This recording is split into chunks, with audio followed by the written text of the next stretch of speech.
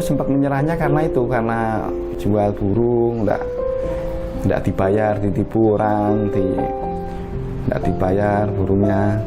Itu sempat bikin down, itu sempat bikin menyerah. Tapi saya pikir-pikir lagi, kalau saya kembali ke pabrik dengan hasil 900.000 sama jualan burung yang minim 1 jutaan, dan waktu masih banyak waktu luang bisa usaha yang lain, akhirnya saya milih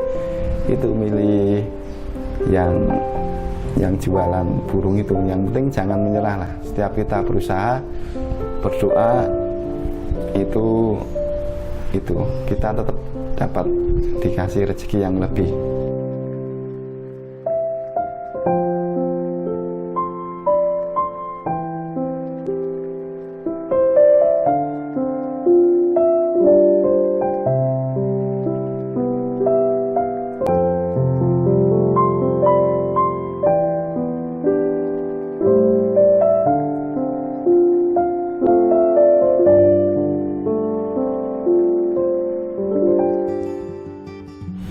Assalamualaikum warahmatullahi wabarakatuh. Nama saya Aris Setiawan, umur saya 39 tahun. Alamat saya saat ini Jalan Semeru 4 nomor 20, Tegalharjo, Jebres, Surakarta. Usaha saya saat ini jasa pengiriman hewan khusus kargo pesawat yang sudah saya jalani sejak 8 tahun yang lalu. Kita melayani pengiriman hewan seperti ayam, burung, mamalia, dan reptil.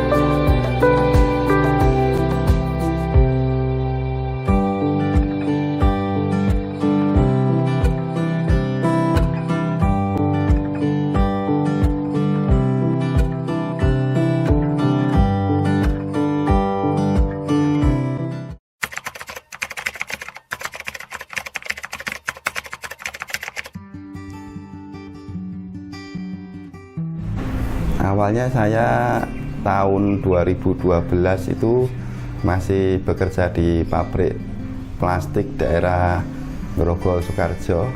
Karena waktu itu saya sudah menikah dan gaji saya waktu itu saya rasa kurang cukup, saya mulai memelihara burung parkit.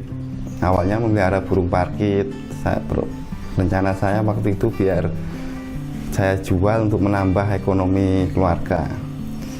Lama-lama setelah saya jual 1 pasang, 2 pasang, ternyata dari daerah lain itu banyak permintaan burung parkit itu yang harganya ternyata lebih mahal di kota lain daripada kota Solo. Dari situ saya awalnya beli parkit dari orang-orang, saya jual saya jual ke kota lain, saya kirim via paketan kereta. Waktu itu paketan kereta. Terus setelah berjalan 2-3 bulan, saya ditelepon, ada orang Medan telepon yang meminta parkit untuk dikirim ke kota Medan. Waktu itu saya bingung caranya gimana supaya burung itu bisa sampai kota Medan. Terus dia memberitahu saya cara-caranya mengurus dokumen dan lain-lain. Terus akhirnya setelah saya kesana kesini ngurus dokumen itu, akhirnya saya bisa mengirim parkit itu. Kiriman pertama itu 100 ekor tujuan ke Kota Medan. Setelah itu saya lihat ini sebagai peluang usaha, soalnya saya lihat orang-orang yang penjual burung yang di Kota Solo ini mau kirim ke luar Jawa itu susah. Waktu itu buka jasa itu hanya coba-coba sebagai tambahan pokok saya. Waktu itu jualan parkit, jualan lobet.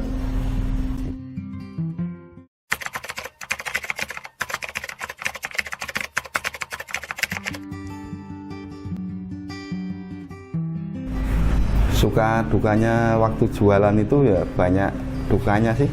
Dulu banyak ditipu karena waktu itu saya memulai usaha ini biar dapat pelanggan, jadi kebanyakan dari pembeli saya itu yang di luar kota atau luar Jawa itu saya kirim burungnya dulu. Setelah burung sampai sana baru dibayar gitu.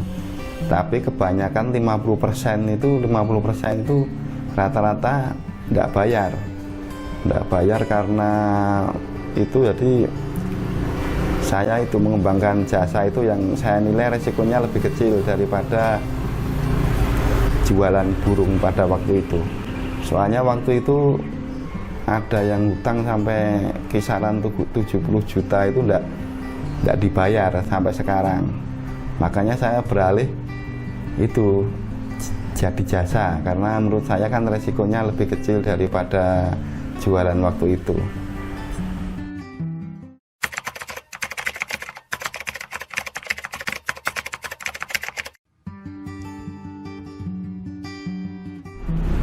Awal jual burung itu modal saya 1.500.000. Waktu itu saya pinjam dari adik, terus karena kurang, motor saya satu-satunya waktu itu saya jual. Setelah jual motor itu, dulu kan cuma laku 4 juta motornya itu. Jadi masih kurang. Kebetulan ada yang telepon waktu itu, Bank Mandiri menawarkan kartu kredit. Saya bisa dapat modal, tapi dengan syarat setelah 3 bulan itu berbunga.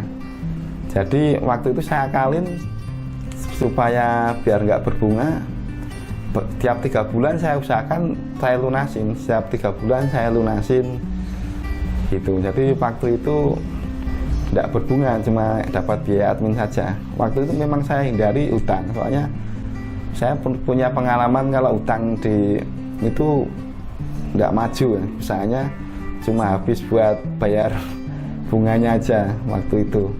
Jadi sebisa mungkin itu dapat tawaran kartu kredit itu. Waktu itu kan sebelum 3 bulan kan tidak ada bunga. Jadi saya 3 bulan saya lunasin. Begitu dilunasin itu cair lagi. 1 minggu itu pihak bank menawarin lagi 8 juta. Waktu itu 8 juta, dari 8 juta sampai akhirnya 15 jutaan. Itu tanpa bunga. Tapi dengan syarat 3 bulan harus lunas itu.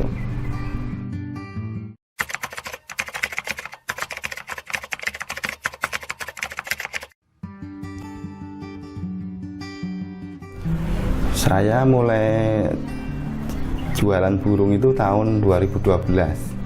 Itu saya jalani kurang lebih 3 tahunan. Setelah 2015 itu saya mulai melirik usaha jasa itu. Sekaligus saya membuka jasa rekber, karena banyak yang orang luar Jawa itu mau kirim burung tapi takut di sini ketipu. Jadi saya mulai istilahnya uang dari luar Jawa itu ditransfer ke rekening saya dulu, terus nanti setelah burung di saya baru saya kasihkan ke pemilik burung.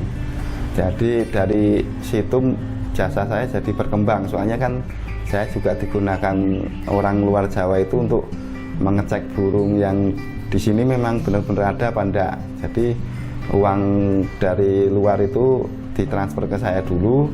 Setelah burung di saya, di jasa, terus baru saya transferkan ke pemilik burungnya, jadi lebih aman.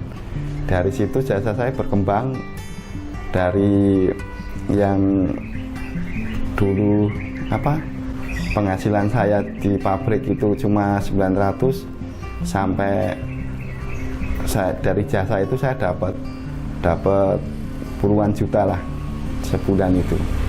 Dari situ saya semangat lagi untuk mengembangkan jasa ini. Saya mulai usaha, jadi tahun 2015 itu saya fokus 100% di jasa aja. Karena Karena saya tawarkan jasa rekber itu.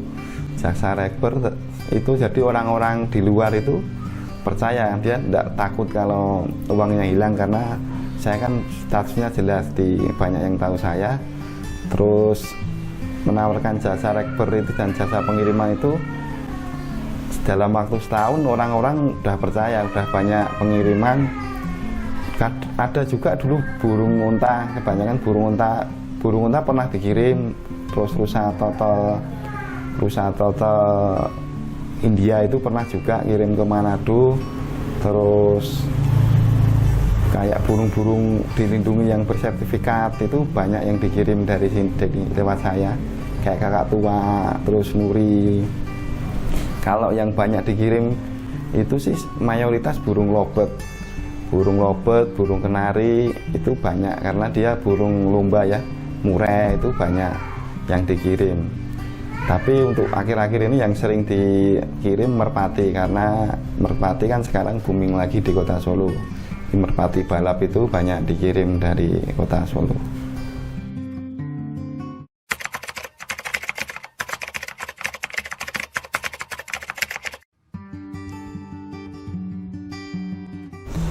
Untuk pengepakan burung sendiri kita tambahi packing triplek. Kalau dia memang sangkarnya tidak kuat, saya tambahi packing triplek. Tapi kalau sudah dari sangkar besi ya kita cuma perkuat aja.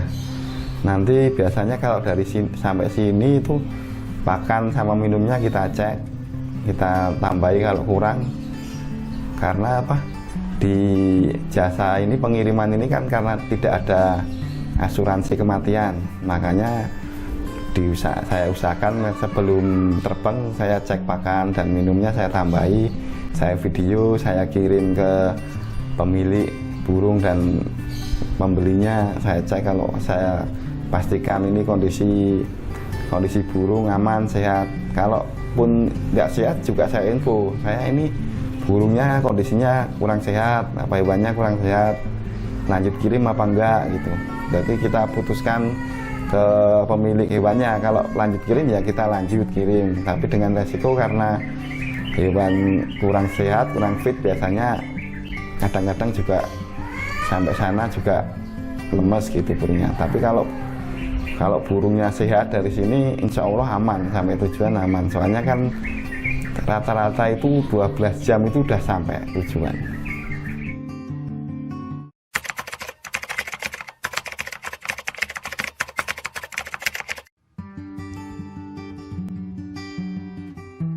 Suka dukanya burung kirim hewan ini, kalau dukanya sih pernah kejadian awal-awal corona itu tahun 2020 itu satu pesawat itu mati semua burung.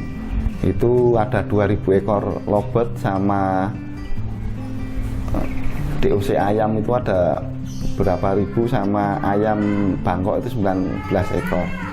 Karena waktu itu kan ada penerbangan susah, terus banyak yang mau kirim, akhirnya burung itu isinya bagasi itu karena diisi burung semua sama ayam itu. Tapi karena pas waktu itu ada trouble di blowernya, jadi blowernya kurang maksimal, di pesawat itu kurang maksimal, itu akhirnya sampai tujuan Makassar itu semua mati, cuma hidup 2 ekor waktu itu. Ya itu yang bikin dilema. Kadang kan yang pemilik burung kan tetap minta ganti rugi, sedangkan kita kan sebagai jasa cuma jasa aja. Jadi waktu itu ya kita usahakan kita bantu komplain ke maskapainya. Waktu itu kita komplain mengapa kok bisa itu mati semua itu. Jadi kita sebagai jasa itu hanya sebatas membantu komplain. Nanti kalau misal komplain itu diterima atau enggaknya itu nanti tergantung maskapainya, diselidiki kematiannya kenapa gitu. Ada lagi dukanya itu kalau kita dituduh menukar burung, padahal kita memang tidak menukar. Kadang ada penjual sini ya, penjual dari kota Solo ini yang tidak jujur. Dia bilangnya burung juara. Nah, burung juara terus bisa dijamin setelah dilombakan di kota tujuannya sana, misal Makassar, bisa langsung jadi juara. Lah masalahnya itu sampai sana itu burungnya tidak bunyi. Lah itu kadang kita yang dituduh menukar. Jadi jasa itu susahnya di situ. Jadi kita dituduh mengganti burungnya. Jadi burungnya kita curi, kita ganti, ya dukanya seperti itu, dituduh itu. Nah kita bisa membela dirinya itu kan, itu burungnya ada ring nomor serinya di kakinya itu kan tidak bisa dicopot ya. Saya bilang kalau itu burung memang itu, kalau ringnya kan tidak bisa diganti, kita tidak bisa lepas itu. Terus kalau masalah bunyi ndaknya itu kan suara pesawat itu keras, itu bising. Jadi mungkin dia stres pas waktu di bagasi pesawatnya itu, dia stres burungnya karena bising suara pesawat itu. Kalau pembeli yang sana tidak sabar ya itu terus itu. Jadi kita berdasarkan berawal dari itu kita buat aturan. Jadi kalau kita itu cuma jasa, cuma mengantarkan sampai sana. Jadi tidak ada asuransi itu hidup hendaknya itu. Kalau asuransi kematian kan namanya hewan tidak tahu. Jadi tidak ada itu asuransi yang namanya asuransi. Terus itu apa? Jadi kita video dulu pas waktu berangkat, kita pastikan ke dia bener enggak ini burungnya dari itu.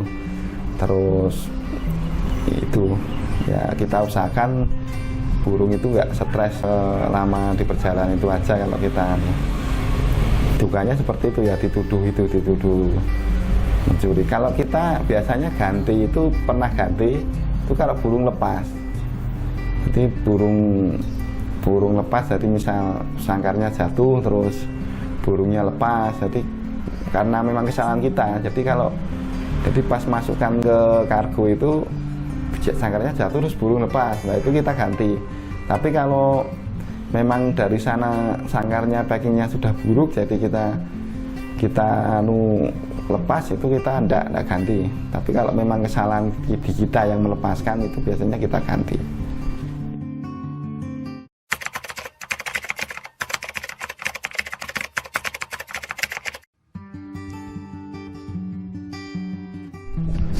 Kalau sukanya sih banyak, sukanya bisa meningkatkan ekonomi. Dulu saya waktu itu tahun 2012 itu masih, sebelum jualan burung itu masih di pabrik, itu gajinya cuma 900.000, masih ngontrak waktu itu. Ibaratnya buat mau beli motor aja kredit itu. Kalau beli cash tidak bisa waktu itu, karena di pabrik itu kan cuma terbatas 900.000 itu gajinya. Tapi selama di jasa ini lama-lama meningkat ekonomi keluarga saya yang dulunya ngontrak, tahun 2017 itu saya bisa beli rumah satu. Setelah 2017 itu saya beli rumah lagi, bisa beli rumah lagi di yang agak di pinggir jalan. Kalau awalnya saya itu cuma beli rumah 2016 itu bisa beli rumah di kampung agak masuk ke dalam. 2017 saya bisa beli rumah lagi di pinggir jalan yang bisa simpangan mobil, sehingga bisa usaha saya semakin lancar. Jadi bisa beli mobil itu juga, saya juga dalam waktu 3 tahun lah, dari 2016 ke 18 itu bisa beli ke 2016 ke 2019 itu bisa beli itu 2 rumah, terus bisa beli mobil. Sampai sekarang ya lumayan lah, ya itu lebih baik lah daripada ikut orang lah.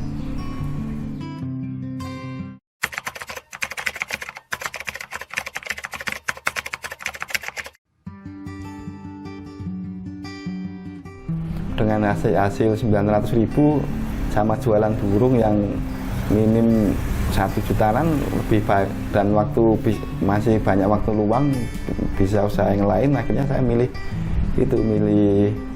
yang jualan burung itu. Yang penting jangan menyerah lah. Setiap kita berusaha, berdoa, itu kita tetap dapat dikasih rezeki yang lebih. Dan dari dulu saya yakin tuh Allah pasti ngasih rezeki. Itu saya selain itu saya juga sholat duha itu karena saya yakin, saya pernah dulu diberitahu teman kalau sholat duha itu memperlancar rezeki gitu. Saya ya itu pertama awalnya sih enggak percaya, tapi saya ya coba, karena waktu down itu saya punya sholat duha, mohon kepada Allah biar dapat rezeki lebih. Terbukti setelah saya jalanin itu ya dapat ini, alhamdulillah bisa dapat beli rumah, beli mobil. Yang dulu waktu 7 tahun 8 tahun yang lalu mungkin itu hanya angan-angan, hanya mimpi lah, hanya mimpi. Waktu itu ya itu karena itu terus ya harus berjuang lah. Kalau yang namanya usaha yang penting halal itu nanti kita akan dapat, walaupun tidak sukses banget, tapi nanti kita akan dapat itu lebih lah dari situ. Yang penting usaha yang halal, yang doa, semangat, terus gitu. Yang penting itu kita harus semangat dan bisa cari peluang. Dulu awalnya saya juga tidak dapat peluang itu, peluang jual beli itu, peluang jasa itu, karena saya melihat di bandara itu banyak orang-orang di Solo ini, dan di bandara itu banyak orang bingung ke kargo bandara, tanya kirim burung bisa enggak, via pesawat bisa enggak. Waktu itu untungnya kargo itu enggak mau ngurus itu karena dianggap sepele, ribet lah waktu itu. Nah, itu peluang saya di situ, saya tawarkan usaha itu. Terus waktu itu saya bilang ke pihak karantina kalau mau ada yang ngurus biar saya uruskan gitu, awalnya itu. Terus dulu waktu itu ya ibu saya ya juga yang penting berdoa, yang penting semangat, nanti tak doakan. Berarti ada dukungan dari keluarga, dari anak, istri, keluarga yang mendoakan juga. Maka kita berusaha, akhirnya dapat peluang ini. Yang penting berusaha sama mencari peluang apapun itu. Banyak sih peluang itu. Dulu saya juga pernah diberitahu orang itu, Pak, ibaratnya cari cacing di sungai aja itu bisa jadi usaha.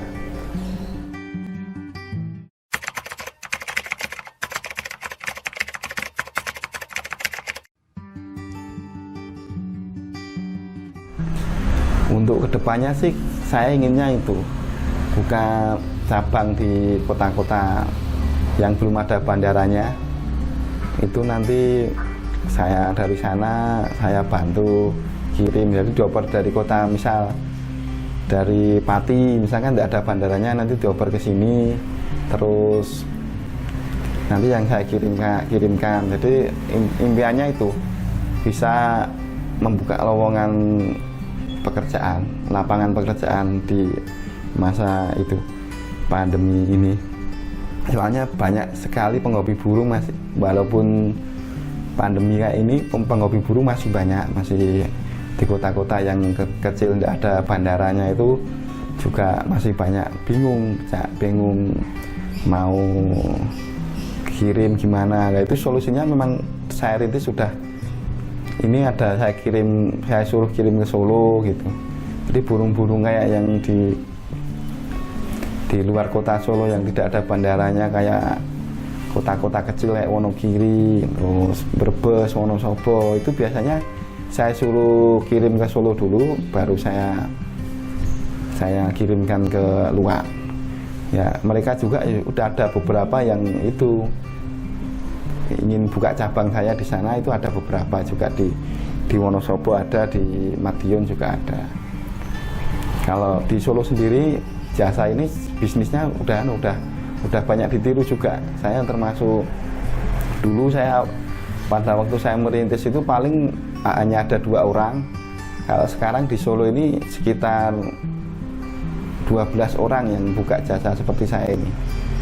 Jadi memang itu pun masih 12 orang itu pun bukan saya anggap saingan, soalnya saya saya senang soalnya ini saya juga setelah mereka ada itu pun saya juga tidak berkurang pelanggannya, malah ya banyak sharing. Sekarang juga ada wadahnya, itu juga perkumpulannya, jadi kita bisa kumpul-kumpul mengatasi solusi. Jadi kadang kalau nanti pentingnya kalau kita ada banyak itu kan kadang komplain ke maskapainya itu biasanya lebih bisa didengar daripada cuma 1 orang yang komplain. Nanti kalau banyak orang yang komplain ke maskapai itu biasanya kasih masukan ke maskapai itu lebih didengar kalau banyak orang.